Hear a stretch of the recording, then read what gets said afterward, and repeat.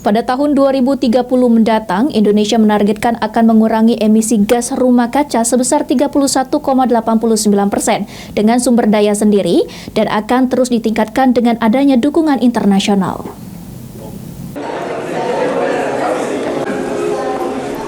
Disampaikan oleh Dirjen Pengendalian Perubahan Iklim PPI KLHK, jika Indonesia berupaya menjaga kenaikan suhu global di akhir abad ini rata-rata 1,5 derajat Celcius. Sehingga di tingkat nasional target Indonesia untuk mendapat mengurangi gas emisi rumah kaca pada tahun 2030 sebesar 31,89% tanpa syarat.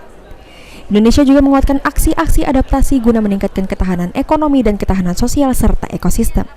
Kaca sebesar 31,89% tanpa syarat dengan sumber daya sendiri, dan target ini akan ditingkatkan sampai dengan 43,2% dengan dukungan internasional.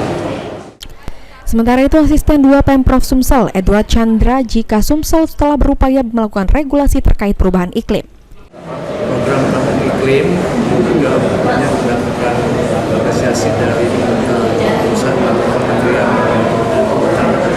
Hal yang penting terkhusus di Sumatera Selatan kaitan dengan perubahan iklim ini adalah penanggulangan kebakaran hutan dan lahan.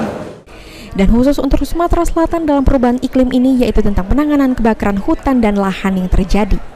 Firman Hidayat, PAL TV.